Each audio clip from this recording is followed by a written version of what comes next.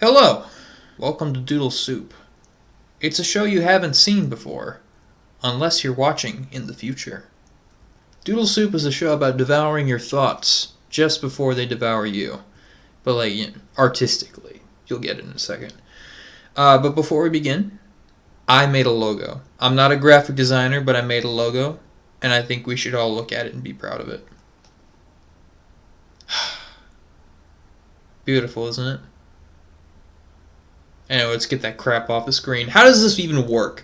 So number one, we're going to list a few things that have been in my mind recently. Just, I don't know, games I played, movies I've seen, things I've been thinking about, experiences in my actual life, which are few and far between, but I digress.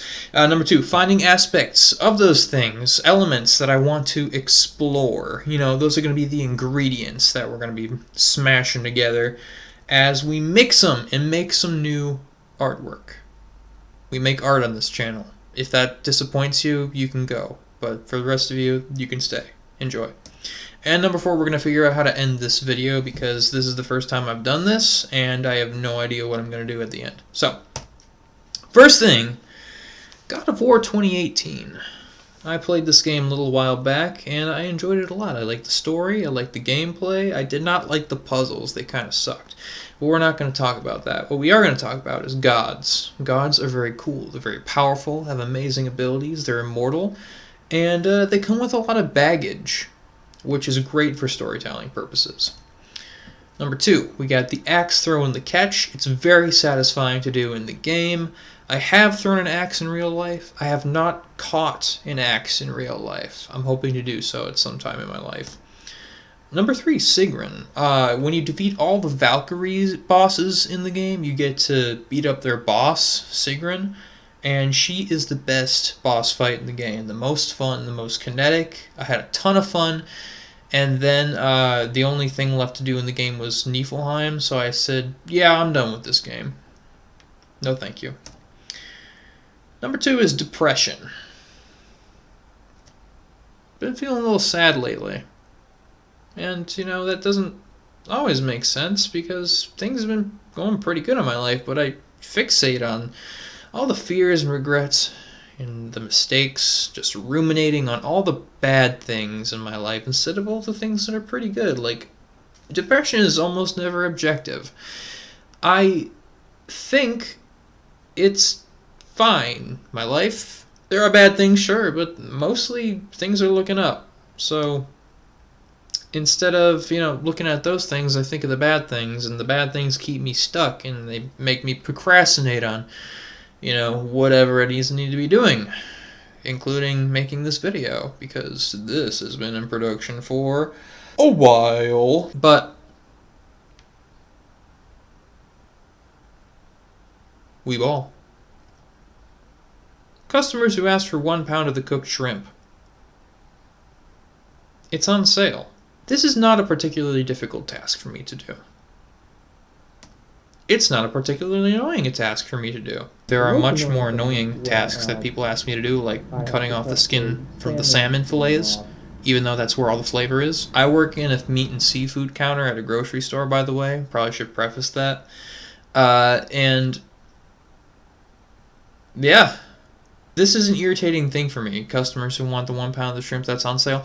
It's not difficult. It's not that annoying. And it's a little annoying. It's a little annoying. They don't know there's something better out there, better in there, I should say, in the exact case that shrimp that's on sale, the cooked shrimp that's on sale, is raw shrimp that's on sale. And if you take that raw shrimp and bring it home and cook it, it becomes cooked shrimp that was on sale, but now it tastes better. I don't know. And the customers are a little easily impressed with the fact that I can measure out a pound and know I have a pound in my hand. They're like, oh man. Whoa. Well, 1.01, that's pretty close. Better get yourself a lottery ticket. First of all, close doesn't mean anything on a lottery ticket. It has to be exact. Secondly, I'm good at it because you keep asking for it. You and your ilk. It's really not that bad. But I have to hate something, so. Now what? We're going to put them all in the soup. Take those ingredients, mix them up, stir it, and try out different combinations of characters or ideas from those elements. So let's cook. The first idea I had was the god of the shrimp, or perhaps more aptly titled the shrimp god, or even more aptly titled the shrimp god of death, who possesses a giant scale on which to weigh the souls of those who have departed the world of the living and seek to gain access to the world of the spirit, the afterlife. Chuck E. Cheese ball pit. We need to give him luscious lips like this. Oh yeah, that's the way. This shrimp has a long line of dead folks right here. These are people. These are human beings, all in line for their shot at being weighed against the evils of their existence. And by the evils of their existence, I mean they are placed on one side of the scale, and on the other side, all the seafood they have ever consumed in their entire life. These are like octopus and squid tentacles. This person really loved octopus and squid. But the idea is that this shrimp is like, oh man, this is the worst job I've ever had. Like at first when I was like birthed from eternity or whatever and sent into the sea to be among my people, to bring them justice in the spirit realm, I felt so important. But now it's day after day after day of these miserable humans all lining up and saying, "What? There's a shrimp at the end of all of this? I didn't think there'd be a shrimp." There's a shrimp. There's always a shrimp. They're always surprised that there is a shrimp at the end of all things. They're sick of the surprised looks on the humans' faces when they get sent to the Kraken's maw for eating too much sushi during their lifetime. What did you think was going to happen? Didn't somebody write this down? It's really tedious to explain to millions and millions of people how this all works. Their soul just isn't into it anymore. You know? They need a vacation or something. Anyway, that's idea 1. Moving on. Idea 2 is a little bit different. So it's still like a immortal god-like being. However, it is decidedly much less shrimp focused. This is also, a god-like being, a god of death almost, or not god, more of death than of the dead, because the shrimp doesn't kill you unless you're allergic to shrimp. This guy might. This entity is a spirit of the land in which it inhabits. Doesn't really matter what land it is, just a certain area. And it collects attacks.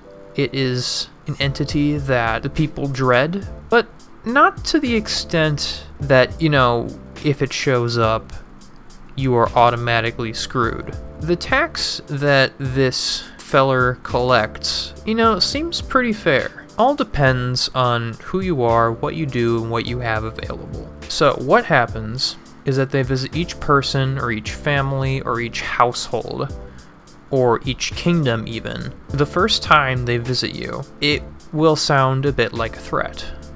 They will say, I see your radishes are a fine crop this year. Give me 10 radishes, and I will spare you.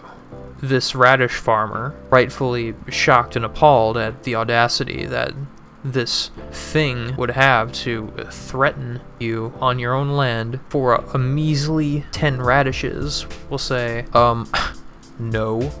I'm gonna hit you with my shovel now. My radish shovel that I use for radish farming. Except the shovel goes right through. Does not make a single scratch. The radish farmer falls over in confusion and pain because he skinned his knee on the ground. And he says, what are you? But the thing just goes, I would like 10 radishes from you every year. And no harm will befall you. That is my promise. And the radish farmer is now terrified because this thing clearly isn't human, but it doesn't seem such an unreasonable thing. I mean, radishes are quite easy to come by.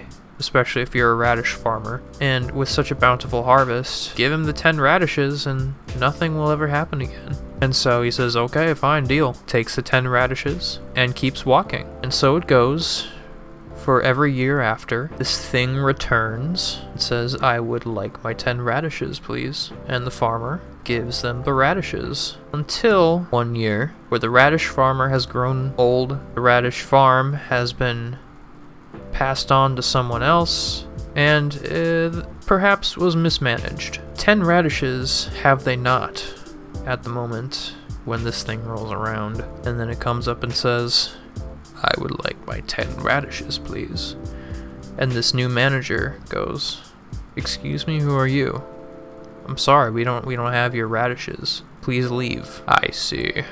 And suddenly the radish farm is surrounded by a dark cloud, a cursed smog, enveloping every inch of the radish farm property line and all who dwell within it, in a mysterious misfortune or misfortunes of all varieties are experienced by those radish farmers who failed the simple task of saving this simple tax for the wandering entity, the wandering scary man.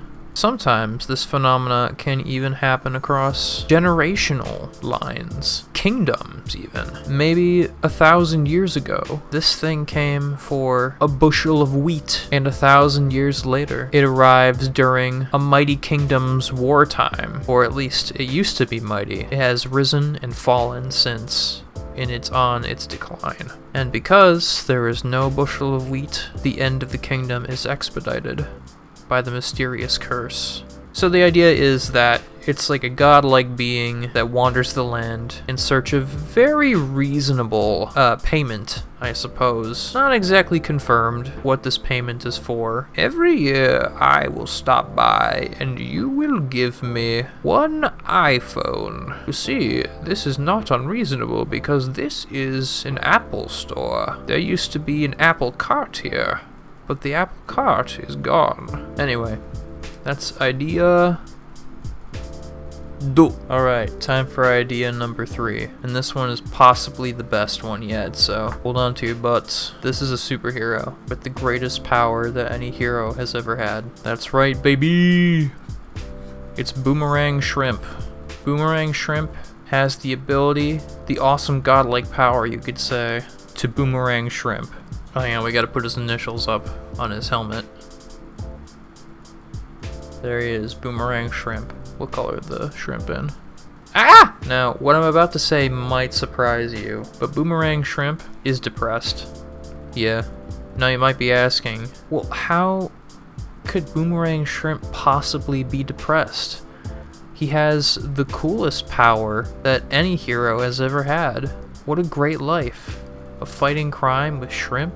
Wish I could do that. Well, as we know, depression isn't always objective, and sometimes you wish you were somebody else, like a different hero, you know? People do make fun of his powers. I know, there's no reason why they should, but some people have the impression that his powers are not that powerful and not that useful. I mean, you and I can think of a million different situations where boomeranging shrimp would be absolutely stellar in terms of practicality, but there are some that just don't see it. And there's also some that just don't see boomerang shrimp either, because boomerang shrimp is in fact 6 inches tall. So he's also kind of depressed that, you know, most of the other heroes are like way bigger. Like that's the shoe of a hero right here. That's how you know. It says hero shoe right there. And sometimes the bigger heroes, they'll say something about Boomerang Shrimp. And they'll say, Boomerang Shrimp, man, thanks for doing what you do. We appreciate you and your powers. But Boomerang Shrimp doesn't hear that. Boomerang Shrimp hears, Boomerang Shrimp, you're kind of useless, but we want to make you feel like you're important, so we're just gonna say nice things to you so you don't feel terrible about yourself. But he's caught on, right? You can see right here, he's caught on to their tricks, and so he's just gonna sit there and feel bad while the world needs him. Shrimps need to be boomeranged. He's just gonna sit there and ruminate on the terrible thoughts he has about himself, and the day will not be saved because he's too sad, because he thought about something somebody said and he misconstrued it to make it about how he's not competent enough or he's not worthwhile. And maybe someday he'll realize the importance he has in this world, and he'll see how much he means to everybody else. But for the moment, Boomerang Shrimp is a boomerang simp for Lady Sadness. Was that funny? Just comment the words, "That was funny," if you thought that was funny. And that is idea number 3. We have 3 equally good ideas. It's going to be impossible to pick which one to explore further, but that's what we do on the Your Favorite Brendan channel. We do the impossible. Welcome back. I bet you're wondering what I picked. While I like all of these ideas, I had to go with number 2. It was, number 1, kind of a rip-off of Anubis. Not a ton to do with that. It didn't interest me that much. Idea number 3, Boomerang Shrimp is still pretty good. But I went with number 2. Okay, it zooms. And so I immediately took to my sketchbook. Try to explore the forms that I laid out in the Microsoft Paint exploration. And it kept looking like the troll face, right? So it didn't have that much humanity to it. It was just like, okay, let's put a face on a head, which most humans have, but it wasn't like this. It didn't have any personality, so I decided that if this was like a corrupted, immortal being, I needed to figure out what the uncorrupted form of him looked like. And so we have this strapping, handsome young man here. This man comes from a time of gods everywhere. The world is lousy with them. They're all doing their godlike abilities, just doing their powers everywhere and making things bad or good for mortal kind and the rest of the natural world as they see fit. This particular god likes to help people. He's very strong, and he likes to show up with a smile to let everybody know that everything's going to be okay. He even has smiles tattooed on his shoulders, so if you're looking at it from the side and you can't exactly tell if he's smiling, there you go. You get a smile too. And he also killed this beast that was once attacking this village, and he protected them, and eventually somebody cut off the tail of that beast and made a little hood for him, so that he has this distinctive, almost shrimp-like hood. Wonder where we got that idea. But the thing is, he was beloved by the people. And the other gods took notice and became very jealous. And so they told him something. They said, we get our godlike powers from the offerings and the gifts that people give us. So I think you must have that same phenomenon too. That same transaction must be happening. It's a very transactional thing, being a powerful god. Like, the people that adore you need to shower you with gifts. Otherwise, your powers go away and you'll never be able to help anybody again. Well, that made him really confused, but he took it at face value because he wasn't exactly the smartest at the time. He was young and naive, and all he wanted to do was help people. So if that was the case, then he was going to accept the offerings. And he said, well, if I have to accept any offerings, I'll just ask for small things, affordable things that people can absolutely live without, like they can procure very easily, so that I'm not being too much of a bother, and I can still help people without being exorbitant, you know what I mean? So I'll ask for 10 radishes from the radish farmer. He's got hundreds of them. Of course I can take 10. He'll be happy to give me those anyway, and probably more. Who cares?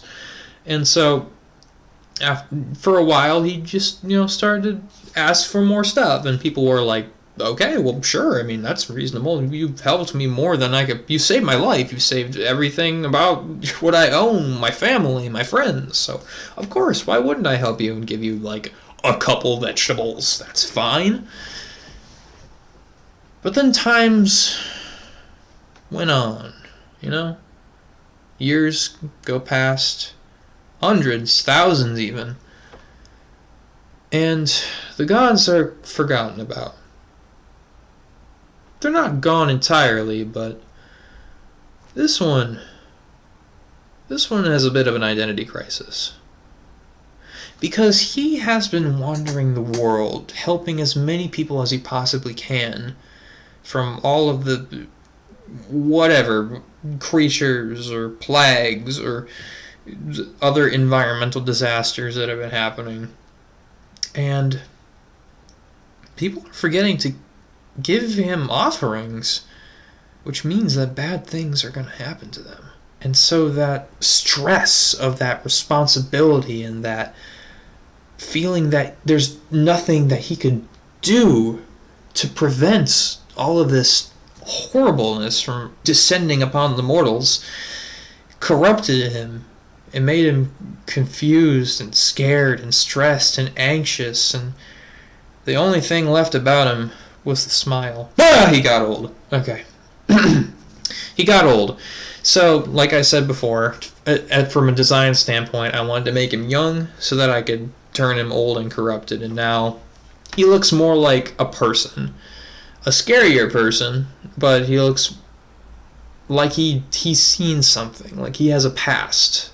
He's got scars that look a little weird in this picture, but he's all stretched out and his hair is falling out, and he's supposed to be immortal. How did he get so old and decrepit and corrupted? It's because of the lie that he was told, where he has to take in order for him to help. And now that people don't know who he is, and they say, oh, you're gross and weird, why should I... Oh yeah, here's clothes. I didn't want him to be naked because I didn't want to draw a naked old wrinkly man.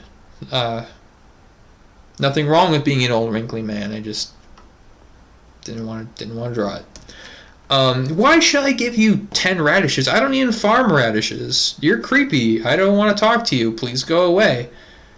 And he's like, oh, are you sure? Bad things will happen. And then they're like, yeah, okay, whatever, it's fine. Until a dark cloud of plague and calamity and whatever, any bad thing just starts to descend upon the person who decided not to give him the offering. And what he doesn't know is that he himself, the Grinch, carved the roast beef. I'm sorry. This god, has been corrupted into believing that automatically, if people do not give him stuff, bad things will happen to them. Which wasn't the case before, but it is the case now, because he is unknowingly cursing whoever does not fulfill that offering. Now, I didn't do a time lapse for this. Everybody knows time lapses are the best part of any art video, so here we go. Here you have him like crouching down holding an orange from one of the few people that are willing to give him something. He's like, ah yes, calamity will bypass you for now. And then he's like smiling because, not because he's evil, but because he knows that they're not going to get killed by something, or something very bad is going to happen to them that he is causing, but he doesn't know that he's causing that. So like this black sort of smoke. Oh, there's two of the palette swaps there. Okay, fixed it. This black smoke is emanating from his mouth and sort of like enveloping their land, their people, their whatever. And bad things are happening. And the only way for him to be free is for him to realize that he can do good things and he can help people without them paying him for the services. That's never what he wanted. He just wanted community. He wanted to be loved. He wanted to be helpful. And he was. But then forces beyond his control decided, can't have that. And so there he is, he's crying. Tears of sadness, and because he can't save them if they don't give him something.